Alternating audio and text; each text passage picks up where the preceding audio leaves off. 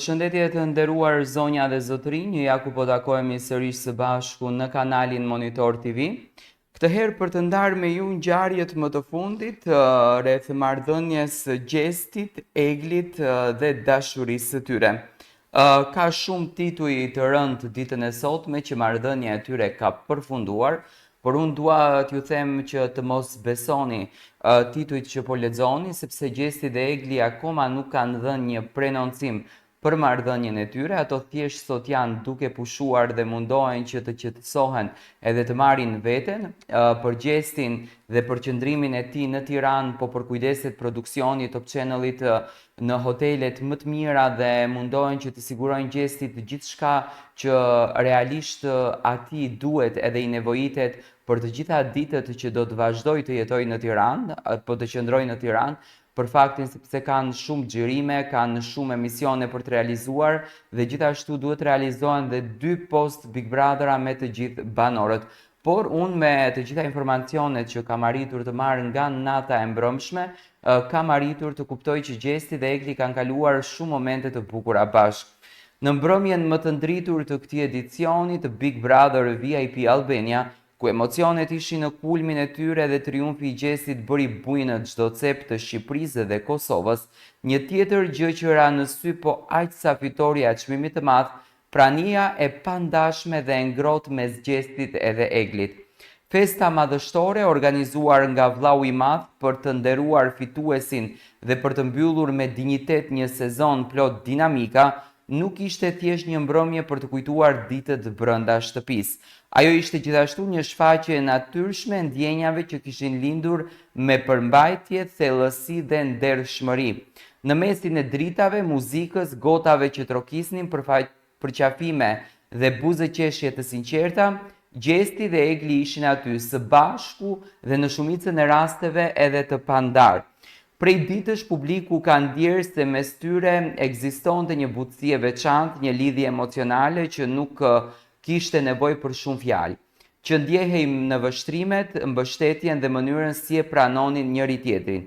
Nuk ishte një marrëdhënie e ndërtuar për show apo për kamera, ishte diçka që rritej me heshtjen, me buzëqeshjen e ndrojtur dhe me sytë që flisnin më shumë se fjalët.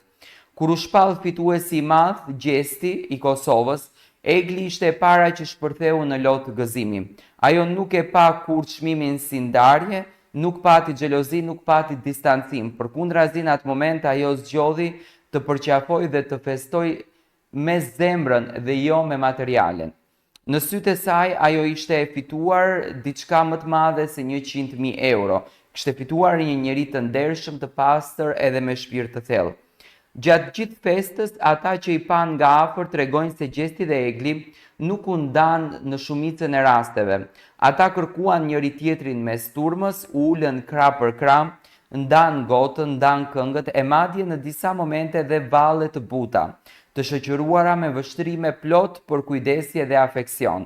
Ata flisnin me sytë, me trupin, me praninë e ngrohtë dhe kishin munguar për kaq kohë në jetën e tyre të ndarë jashtë. I gjithë ambienti festiv i krijuar me shumë elegancë nga Top Channel i dha një ehon të madhe kësaj nate, por brenda gjithë atij zbukurimi, kamera shpesh ndalej në 2 figura të heshtura por të forta, Gjesti dhe Egli. Ata nuk kishin nevojë të shfaqeshin si një çift i madh televiziv, sepse vetmja gjë që i bënte të mëdhej ishte e vërteta mes tyre. Publiku nuk e ka harruar momentin kur Egli brenda shtëpisë kishte thënë me bindje që unë nuk dua një njeri që fiton para, unë dua një njeri që fiton zemrën. Dhe ja ku është, në krah të atij njeriu që fitoi të dyja, edhe zemrën e saj, edhe zemrën e publikut. Çfarë do të ndodh tani me ta? Kjo është pyetja që të gjithë po e bëjnë. Po ndoshta përgjigjja më e bukur është nuk ka pse të ndodhë në një mrekulli e madhe. Mjafton që ata të ecin bashkë, me të njëjtin përkushtim dhe ndershmëri si në atë shtëpi. Sepse kur një ndjenjë lind në kushte, izolimi, në presion, në mure që nuk të lejojnë të fshihesh, apo ajo është një ndjenjë e provuar dhe tepër e vërtetë. Egli ka treguar një maturi emocionale të jashtëzakonshme, një mënyrë të dashuruari që nuk kërkon zhurmë, por që di të mbështes, të pres, të jetë aty në heshtje, në dhimbje, por edhe në triumf. Ajo ishte aty kur Gjesti kishte nevojë për qetësi. Ajo ishte aty kur ai luftonte për vendin e tij në finale. Ajo ishte aty e para kur ai e fitoi. Tani mbetet që jeta t'i provoj të dy jashtë shtëpisë më të famshme. Por një gjë është e sigurt, ata kanë një themel të fortë që nuk u ndërtuan mbi spektaklin, por mbi respektin e dësjelltë dhe besimin e pastër.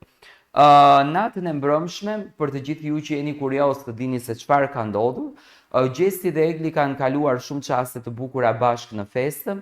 Festa ka zgjatur deri në orët e para të mëngjesit, do me thënë më pas banorët janë shpërndar.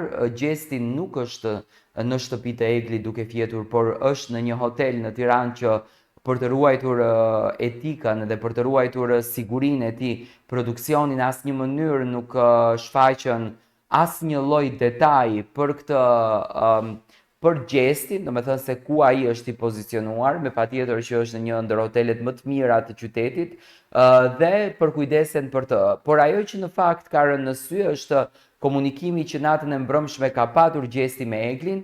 Jam shumë i bindur që akoma nuk kanë ndarë numra telefonik, akoma nuk kanë marrë celularët që të shohin se çfarë po ndodh jashtë, ndoshta Egli e ka bërë sepse ka patur më shumë mundësi që të shkojë në shtëpinë e saj, por besoj që tashmë banorët thjesht janë duke pushuar dhe për të zgjuar, për ta marrur ditën e sotme më qetë, për të pirë një kafe dhe për të vazhduar rrugtimin e tyre për të filluar regjistrimet e të gjitha emisioneve ku ato do të marrin pjesë në Post Big Brother, në Shqipëria Live me Sidorela, në Portokalli, Gjesti dhe Egli dhe në për të gjitha platformat që Top Channel ka krijuar. Do me thënë marrëdhënia e tyre është në gjendjen më të mirë, mos i besoni titujt, unë do të sjell çdo gjë rreth tyre dhe rreth dashurisë që ato ndërtuan brenda kësaj shtëpie me një themel shumë të fortë.